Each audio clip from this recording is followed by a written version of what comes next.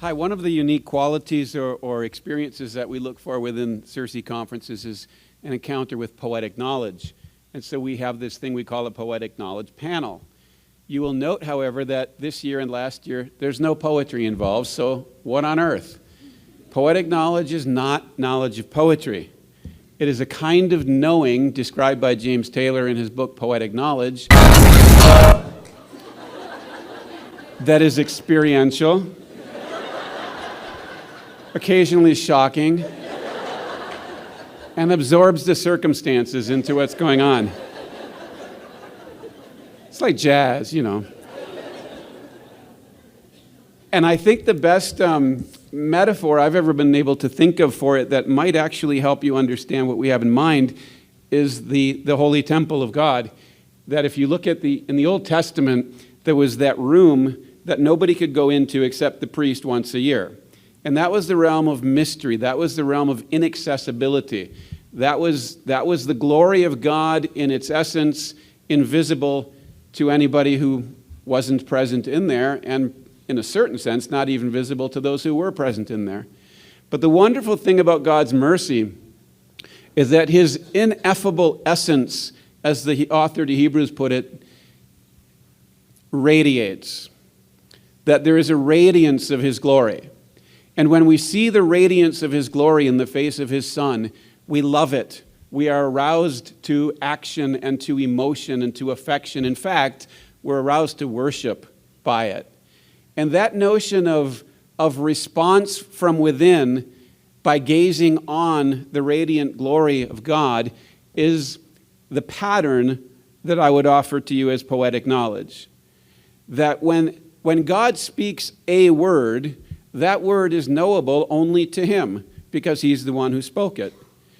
But what we can see is while we can hear the word and we can gaze on it or contemplate it or think about it, and when we do, we encounter something of God being spoken to us. That precedes analysis. It precedes dividing something up into its parts. It even precedes principles and rational thought about it. It is a direct encounter with the thing being manifest. That's poetic knowledge. And what we want to do right now is attempt to experience that with you and so illustrate it. And this year, we've made it super hard on ourselves by doing it with live music. And the Maeda family is going to be playing some very beautiful music. And then Timothy, Greg, and we found the one really talented and two untalented people to encounter this. And we are living in fear and trepidation. So if I may call up the Maedas to come play for us, the players. And while they do, Christine, so good to see you. Thank you. I'm so glad you could be here today. I think all of you probably know that Christine is under treatment for cancer. And if you don't mind, I would like to take this moment while we set up to pray a blessing upon you. In the name of the Father, and the Son, and the Holy Spirit. God and Father, who is the source of all health and well-being, grant grace and life and healing to your daughter Christine, and give her to see the radiance of your glory in the face of Christ, and to be able to share it with all of us, because you are holy, now and ever, and to the ages of ages. Amen. Thank you.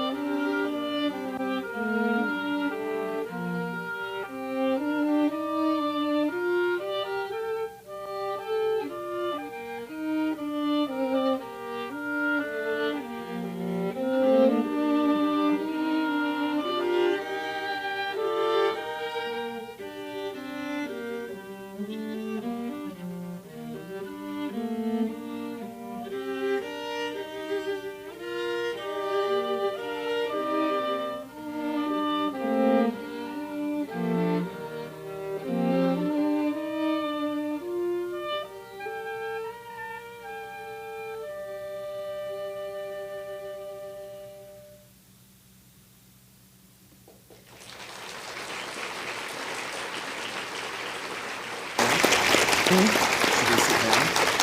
Yeah, I could do this.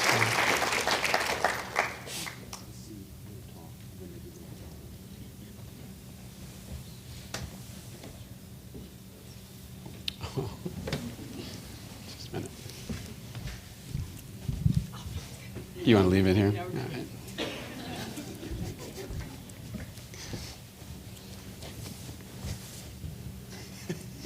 So, being the most ignorant person, not just on this stage, but in the room, I'm going to start.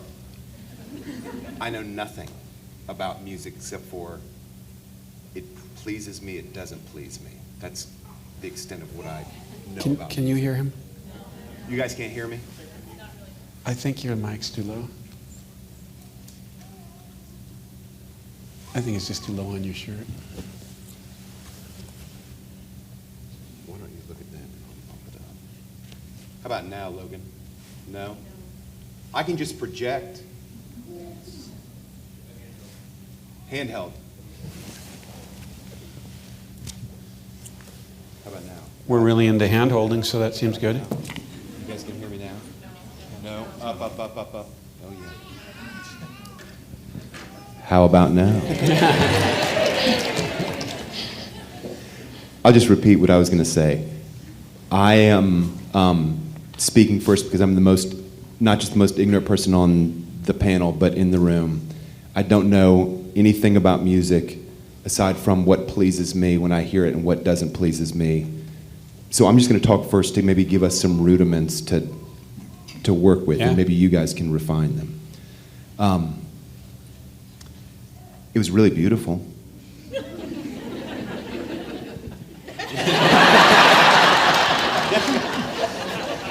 The thing that struck me about it was that it repeated itself and never repeated itself at the same time.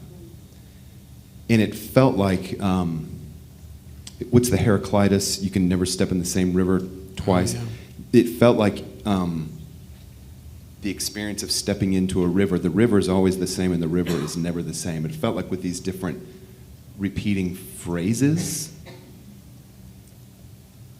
that was what was happening. Have we actually said what it is? Can we say what it is? I don't think we've said it unless Well, it's in the technically, program. as a poetic knowledge panel, they don't exist to us. Okay. Have we said what it, do you know what it is? Do you know what that was? I heard that it's Avro-Pert, is that correct? That's all I know. Well, it was music. Yeah. It was beautiful, I know that. Yes, no. Can you hear Logan, him? we can hear Greg. Everybody can hear Greg? You can hear me?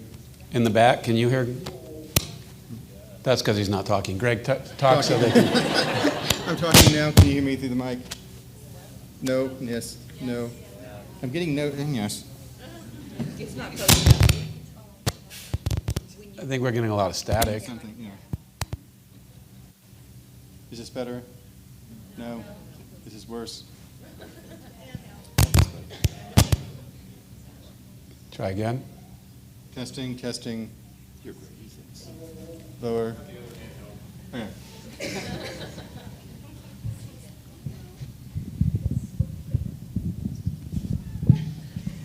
See, this is all about adapting to circumstances and adjusting to the shocks and all that.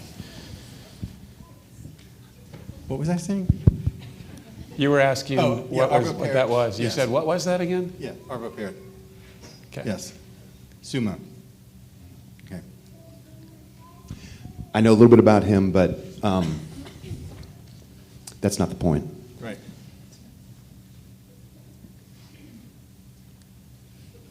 Andrew, what'd you hear? Music. I heard, that was an oboe, right? That's an oboe. I love the moodiness, for lack of a musical technical term, of the oboe. I heard a conversation between the instruments, and I wasn't sure if it was just repeating the same things over and over and where it was changing. And so a question that came into my mind was, this is going to sound different than I intended because it was just a practical question, which was, how long is this? Or another way of saying it is, when is this going to end? because what I was thinking was, it's not giving me any cues as to a rising or a falling or anything. It was a steady stream. And so I didn't have a way to set my expectation. What did you say at the beginning? You said it didn't feel like it was stopping and starting. Is that what you said? I don't think I did. Did I say that? No, There was not quite. something along those lines. You didn't know when it was going to end, but throughout the piece, did it feel like there was a. Well, you talked about it. It was the same phrase, I think you said. Yeah. But it was different every Right. time. So Heraclitus. Right. And I don't think I don't have a sonic memory that would enable me to distinguish between to say, oh, that's different from the previous phrase.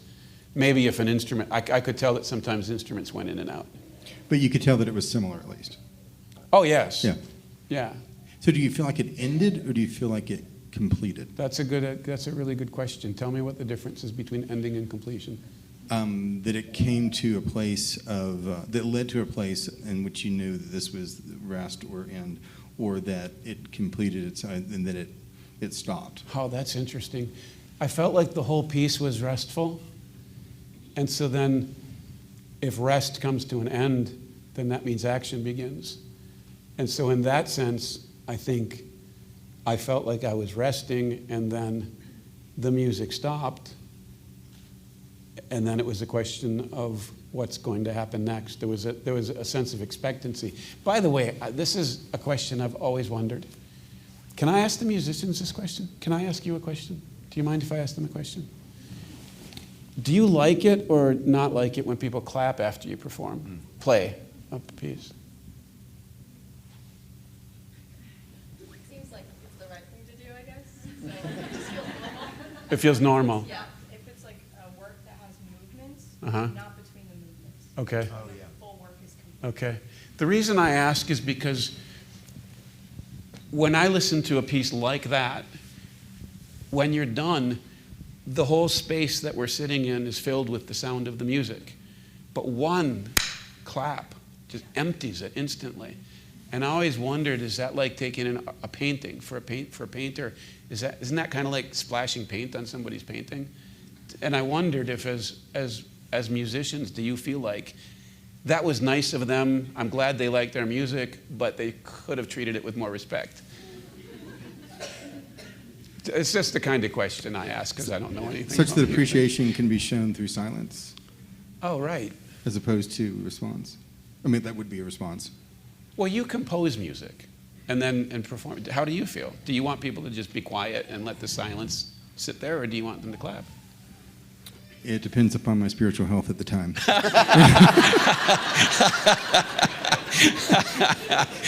Well, hopefully your compositions bring you to a state of perfect healing. So then, Part of it depends on the piece, and I think Okay. in a piece like this that is static but moving, you know, there's that sense of repetition, and there are reasons for that, which I don't want to go into, at least not yet. But there's it's moving you along with subtleties, and then it finishes. There is that sense of almost like this piece could have continued. yeah. I mean, if where they ended, if they had started playing again, it would not have surprised us. Right. But, you know, Right, it's not right, like, yeah. well, this is the big finale and it's done. Yeah. You know, and as such, it's almost like this I don't know, eternal present that it continues on and entering into that into an aspect of time, and that it's, you know, adorning time or ordering time in a certain way.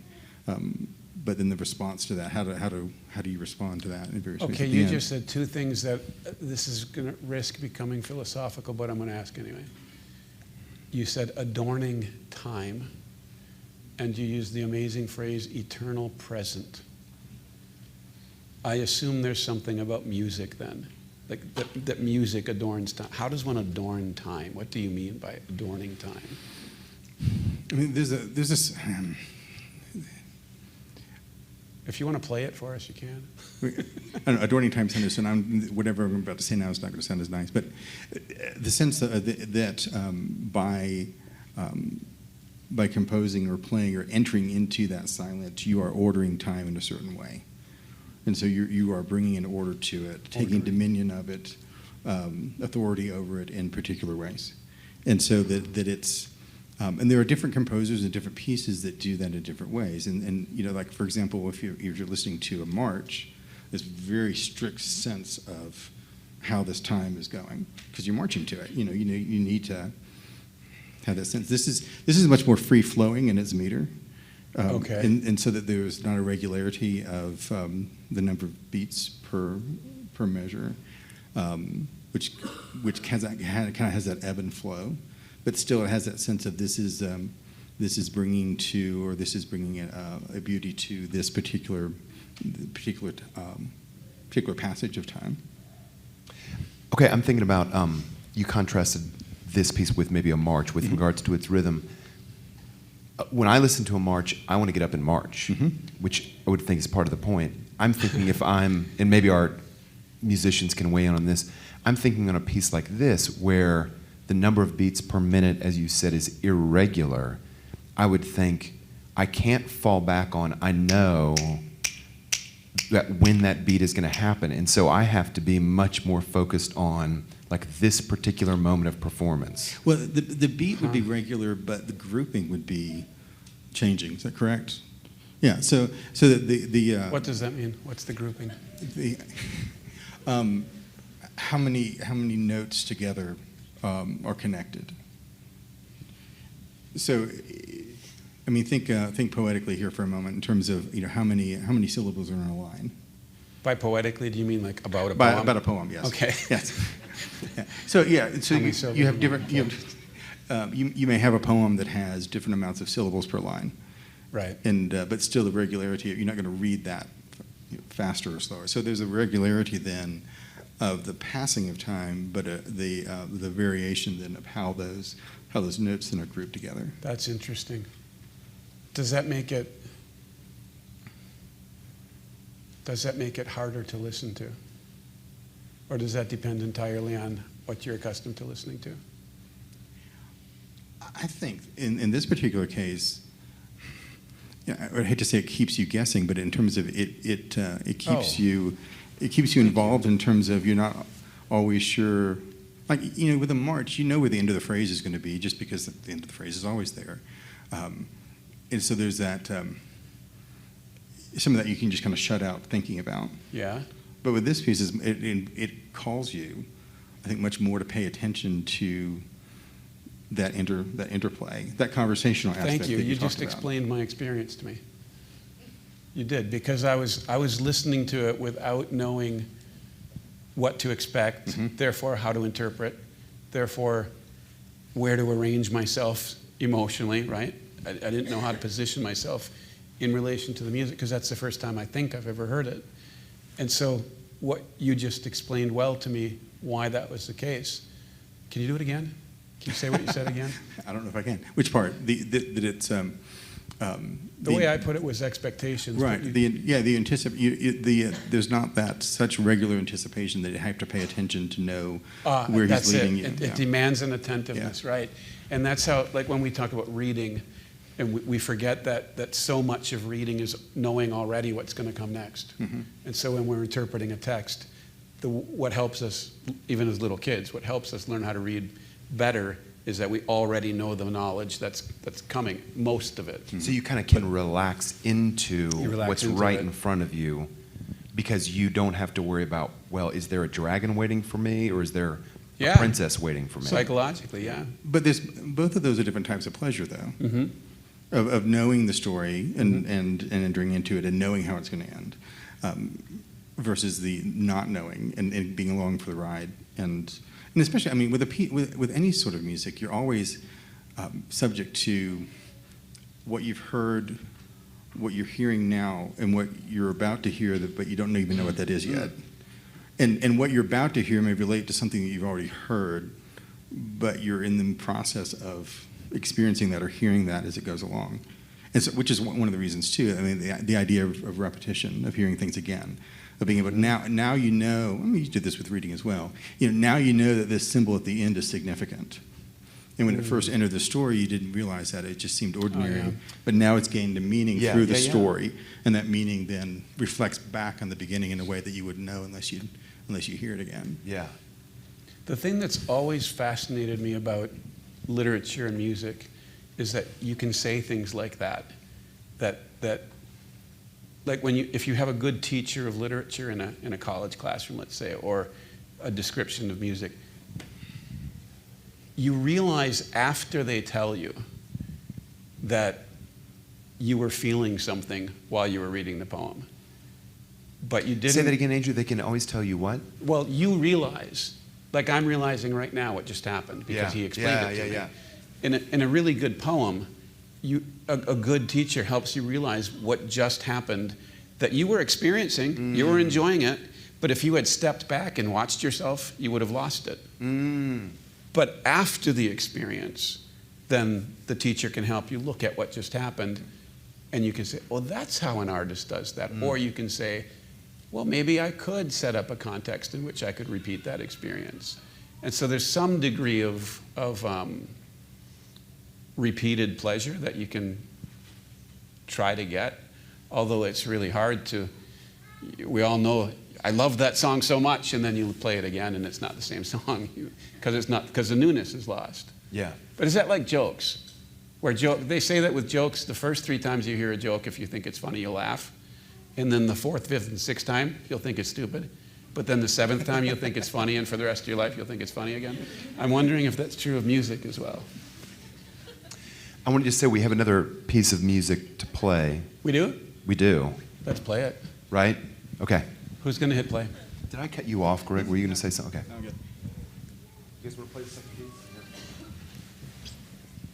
In case we don't clap afterward, let me just say thank you. We're all scared too now. Yeah.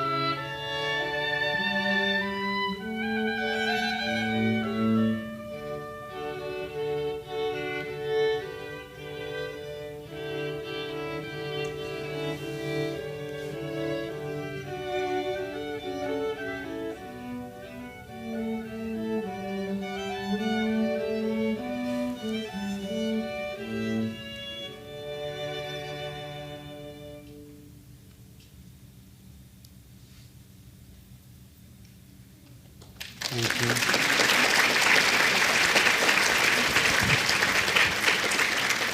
So maybe a little education for me. When they began playing before our oboe came in, that portion of the music you would call what? Aside from the intro? The preface? Yeah, that would work. I mean, a couple of things here. These are, of course, we have the same instrumentation for both of these pieces.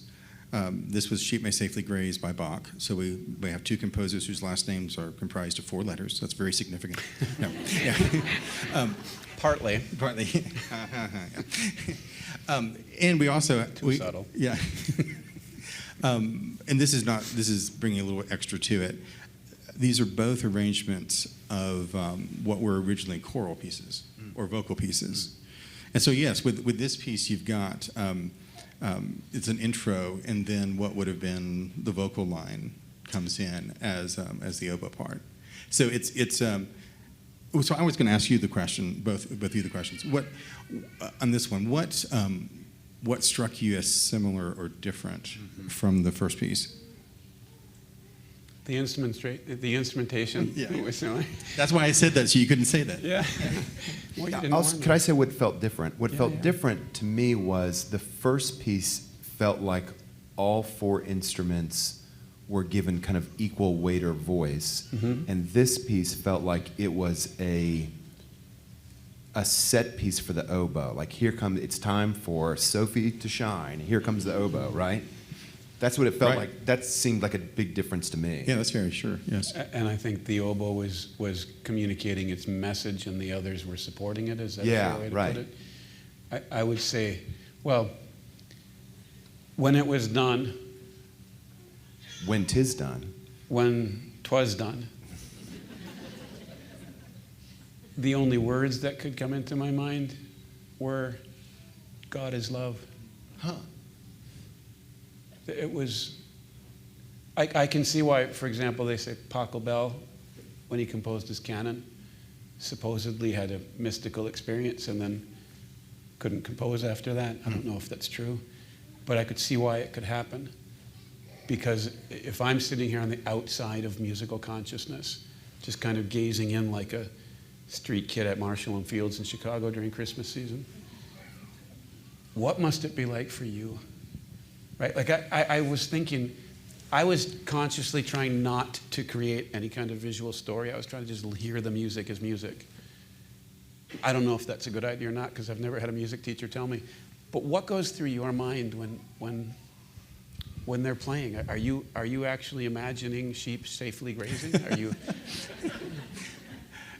No, because I think one of the things I said this earlier today to other people, since there's nobody else here but us. But because I think we've lost the ability to talk about music as Right. music. Right. We tend to talk about it in terms that we do understand, which would be narrative. Yeah. That is telling some sort of story, or that we have some sort of visual that, and it does, there are things that it evokes for sure, but I think the question would be, if it evoked a certain image, then why Right. that image? How musically was that generated? What caused you to think of that? And it could be memory association, which is perfectly acceptable as well. It could be something that seems more universal. But I think it's the the moments when the oboe first comes in, the middle parts drop out, and it's just cello and oboe, right? I don't want them back there going, no, that's not what happened. Completely missed that one. Yeah. And so you've gone from this, three voices playing, and then you've got just 2, and it's very open. It's very vulnerable in that sense, because you've just got this melody over this kind of pulsing bass that's providing this foundation, but it's not hitting you over the head. It's just very tender and very Tender. Yeah, very That's such a vulnerable good in word. that. It's so tender. And then the other voices come in, but when they come in, they're accentuating and adding into or commenting on what's going on, and not taking over, or other than there's interludes here and there, which kind of carry that. You've got the dun da da dun that shows up again and again. Yeah. So you've got that musical phrase or motif that from the very beginning that then winds up being echoed throughout, which is similar also to the parrot. That Right. There's a steady theme to both, but on that theme, this one had a lot more individuality with the oboe and a lot more variation, but a lot more. Is it safe to say aspiration, yearning? In the second piece, Yes. it's more it felt more aspirational. It felt more yearning. Yearning how?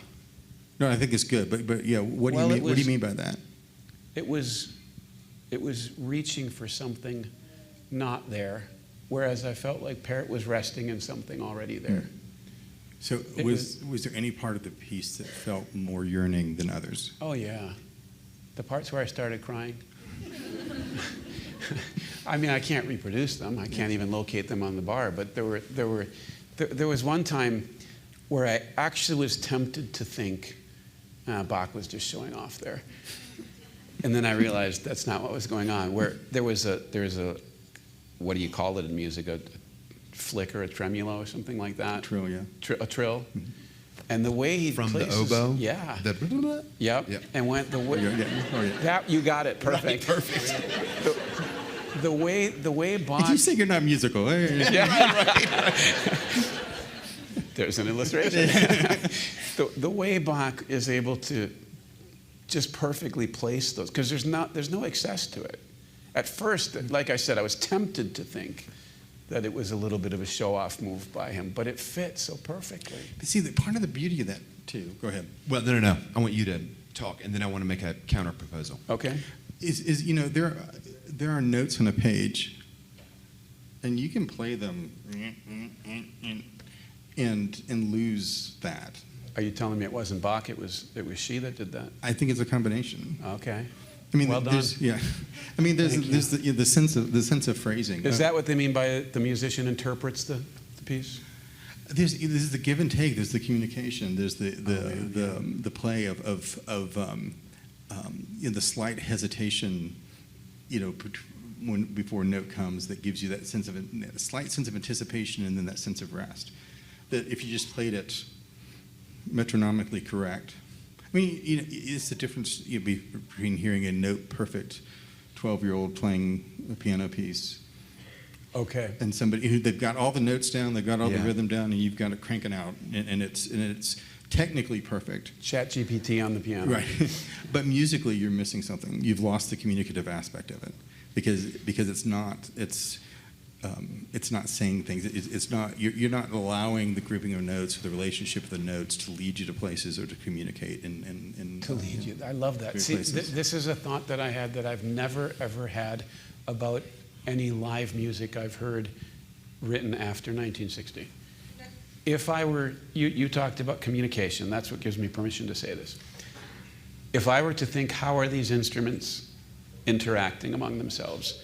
I would say they love each other. That's what I heard. Do you guys like each other? It Here's my shows- counter proposal. That All right. the second piece was maybe more full of yearning than the first piece. I felt the first piece was full of yearning. You did, okay. And I felt like the second piece, yeah, it was there, but there's something about the clarity of the conclusion. It didn't just end interesting. to say what we were Yeah. talking about earlier. right. I knew, okay, the piece is over now.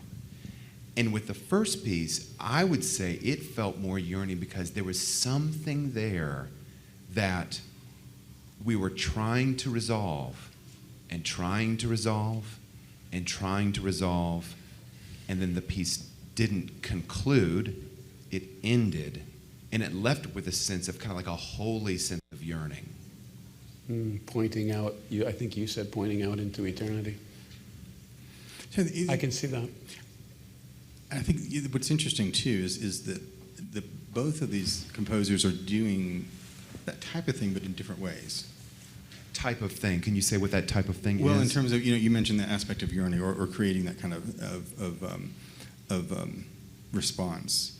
I I mean, the Bach piece is so much more complex harmonically, and so he's using those tools, those colors, in particular ways for those purposes. You know, if you notice, there was a section at the beginning, the A section, and then it changed harmonically to a B section, and then repeated back to the beginning again. So, in terms of, to make sense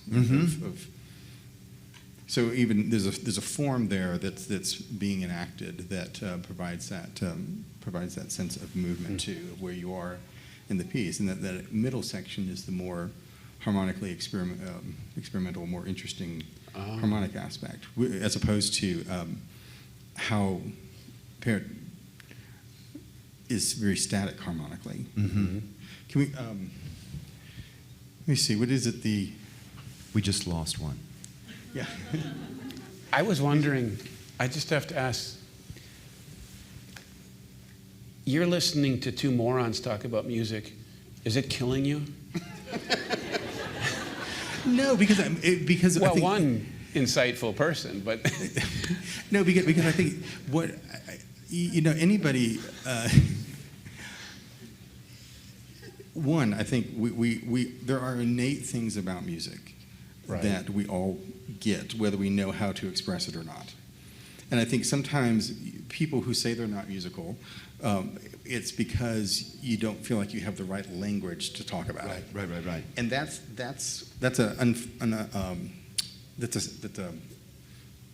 an artificial barrier, or should be. And I think, what I was hoping for, and I think we're accomplishing this. You're noticing so many different things that you may not have the technical terms for, but they're there.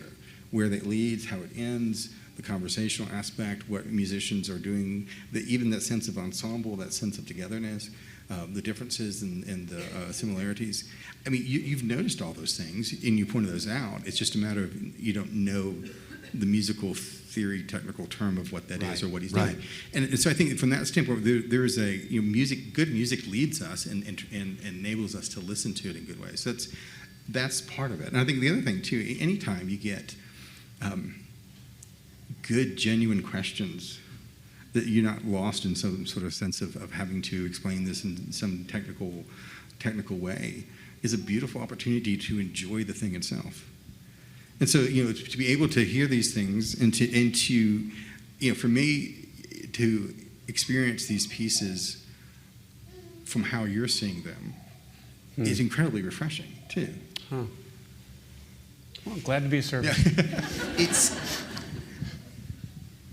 It's such a fun way to learn, because I think the tendency, I'll just speak for myself, I will sometimes want to learn a new thing that is really moving to me.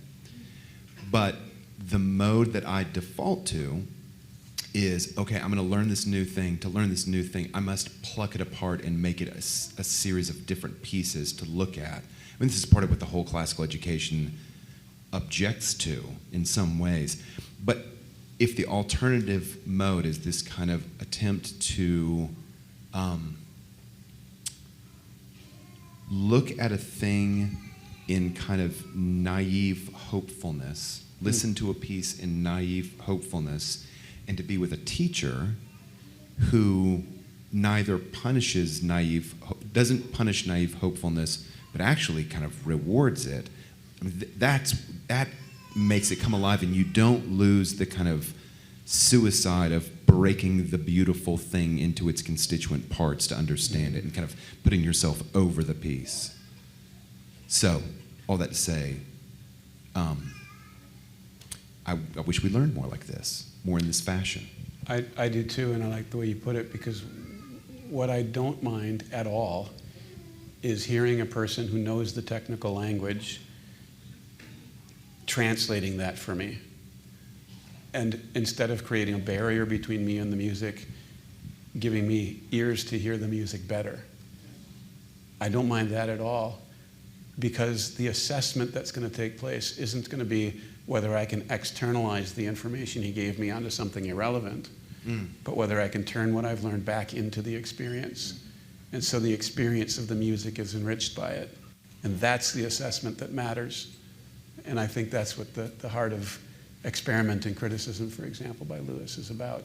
It's all about adding texture to the experience and putting you back into the music again, so that what you've just encountered, more of you, whether that's more intellect, whether it's more understanding, or whether it's more consciousness or attentiveness, but more of you is part of the experience. And that means the experience is more pleasurable because more of you is coming alive by it. Okay, so maybe we can make an attempt. You were going to ask the musicians to do something.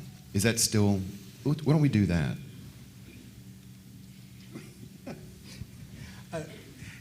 You see, it's on the parrot. It's the first part and the third part. That's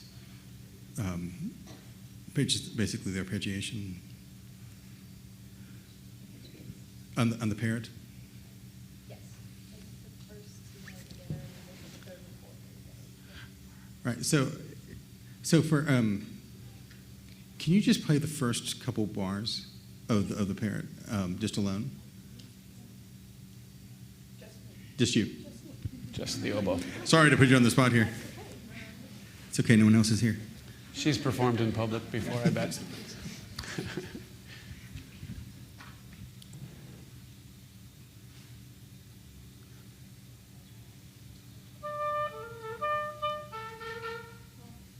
water.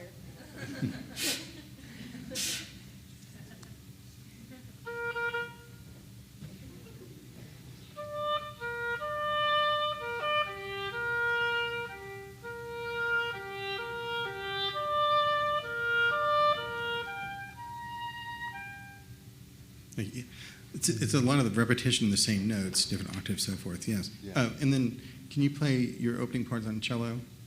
The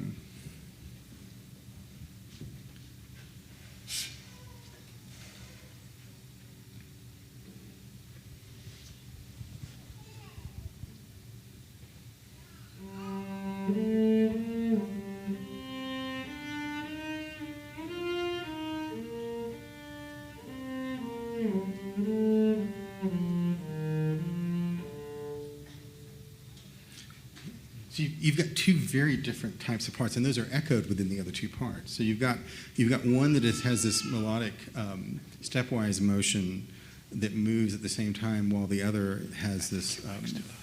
Pardon? I think he likes too low. Is it still okay? That moves at stepwise motion, while the other has these leaps, and you've got that happening at the same time. And part of that, as they come in and out, creates that sense of staticness in terms of the harmonic nature of it. It's not moving harmonically like the Bach piece is, but because of that, it's the variation that creates that interest and that sense of tension. So one of the instruments. Actually, could we hear it? Sorry, just one more time. Sorry.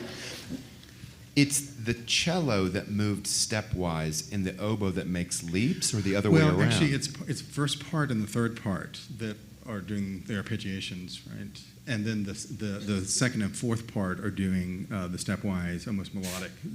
What feels much more melodic. Forgive I me. see. Arpeggiations, is that the leap? Sorry. Yes. Okay. Yes. Leaps. Thank you. I'm enriched. What'd you say? I'm enriched. I know what an arpeggiation is now. An assertion about the second piece, to see what you think about it. I found both pieces very mournful, and they were both interesting. melancholy. But the second piece, there was a sort of like red kite in a blue sky sort of playfulness of the oboe that drew this contrast between what was happening between the oboe playing up in the sky and the other three instruments offering this. You used the word foundation, at least for the cello earlier. And so for me, I hear both of those things, like a playfulness over melancholy over playfulness. Intentional? Greg's like, yeah, it was Bach. Yeah. No, I was just thinking that was just such a beautiful use of visual imagery without getting lost in, I see a meadow and there's a breeze blowing. And, it's like a red kite in a blue sky. And you immediately get this fanciful, playful, dancing around kind of bit that's higher than in the other parts. Yeah, so that type of descriptive, I think, is incredibly helpful because it doesn't, because it's actually describing what's happening musically. And so you're not taken to the windy hill and the lone person with the kite string. You've got this sense of you've got this playfulness that's happening in this higher part, while the other parts are keeping it grounded. Right. I mean, not to torture the metaphor, but like the reason that the kite works, the reason that the kite can dance is because it's tethered. Right. Otherwise, it flies away and it doesn't fly. So it does feel like that sort of tension is supplied by the string, which is the string instruments, by coincidence. Nah. No? No, not coincidence. I love the tethering to earth. And forgive me, but I also love that there was moisture in it and you had to clean it out. Because it reminds us about the physicality of music. Right. We're sitting here feeling primarily an emotional encounter with sound, but it's so physical. It's tethered to earth, but it's always yearning, it's always striving for something else. There's something about time, and that's back to what you said earlier about adorning time, but you also talked about the eternal present, right? The eternity tethered in the present. Something is going on in music, at least in Bach's music, and I think in this piece, something's going on that's pulling us out of the present while leaving us in it, like the kite tethered to the ground, but not on it. And there's something about the best music that tells us. So somebody a long time ago, a Russian theologian, I think, saw Rublev's Trinity icon, and he said, "There is a Rublev and a Trinity, therefore there's a God." And I think there's something like this with Bach's music, that you can't, you have, it doesn't prove there's a God. It just shows. It shows that if there's not, man, there's something wrong with you because you want it so badly. I love this quote, and you've probably heard me say it before, Douglas Adams. And I think I probably stole this quote from Ken Myers, how listening to Beethoven lets you know what it means to be like Beethoven. Listening to Mozart lets you know what it means to be human. And listening to Bach lets you know what it means to be part of the cosmos. That's great. Yeah. Wow. That was a poor rendering, but thank you. Where's Ken? Matt Kern, he's not allowed in here. Right. I have a question for the musicians.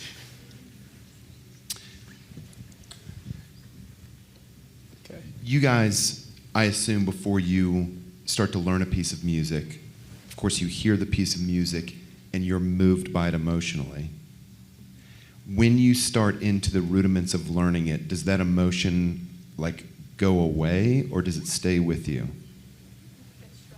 It gets stronger. It gets stronger. Even though you're in the process of finger work, memorization, et cetera, it gets stronger.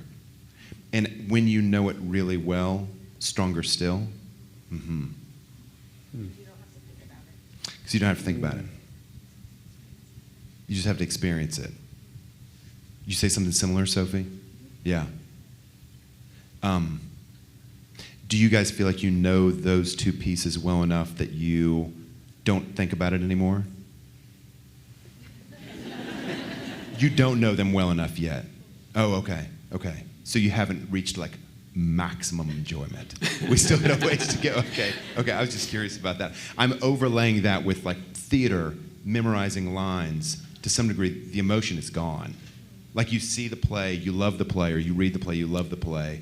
Then you get to the work of the memorization, and it's just I hate this. And then you stop thinking about it and you love it again. So it's a little bit different, it sounds like, with music. Okay, there's still an aspect of that. Okay. I mean, you get frustrated and want to throw your cello against the wall. Yeah.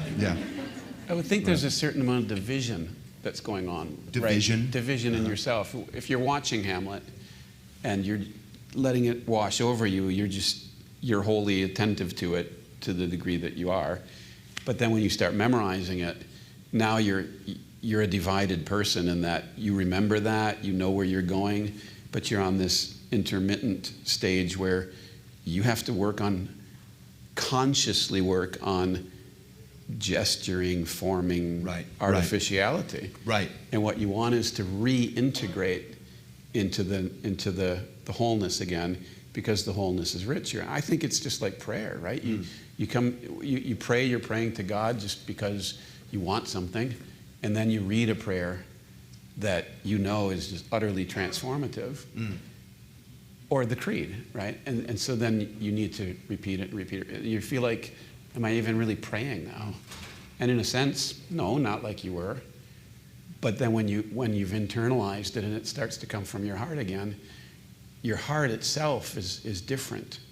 And the prayer that you're praying, or the music that you're playing, or the lines that you're reciting, or the speech that you're repeating, or whatever it is. Again, forgive me, but I think it might be like that joke analogy that there's 3 and 7, right? That right. When you get to that, it kind of lays over. Yeah. Once you get to that complete internalization and reception of it into your being, that being that's received it is enriched and fuller by it, and it might never go back. I was sharing this with somebody earlier today, but Yo-Yo Ma, the great cellist, said that his aim for the longest time was to have a perfect performance. Ah, yes. That he desired, everything to go perfectly right, and that was, kind of the epitome that he was seeking after. And he realized in the middle of a performance that everything was going perfectly. The orchestra, his playing, everything was just right on target, and he was bored. Huh. And he realized that sense of being on the edge of being aware of the interpretive aspect and playing with and being responsive to all those things that make up participating in music is that which gives it life, and not just the perfect execution of it. Well, I want to just make 2 closing comments quickly and then hear from you. The first is, Mark, you are one of the richest people in the world. Thank you for sharing that with us. You must be so proud. And thank you to you. Every one of us in this room is so much wealthier because of what you brought to us. The other thing is, to my children, I am so sorry. So sorry.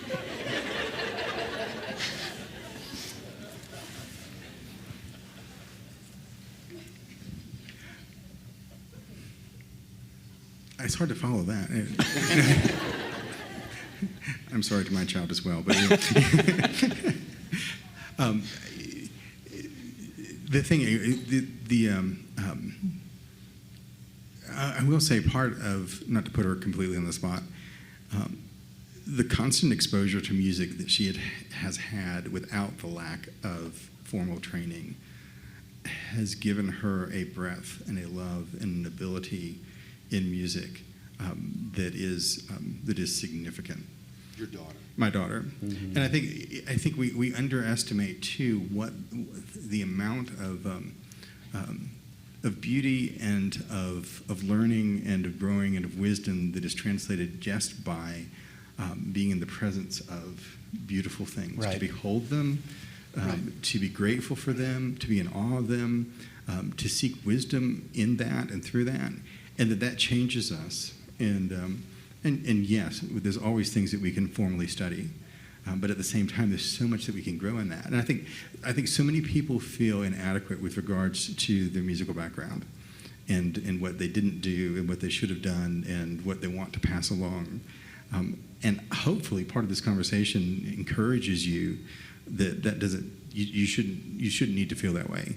That there are plenty of things that you can talk about, that you can enter into, that you can experience, that you can share, that is significant and beautiful and awe-inspiring. Yeah. Amen. Can we pass the kids around from home to home? I'm happy. We happy? Oh, yes. Okay. Thank you. Thanks, everyone.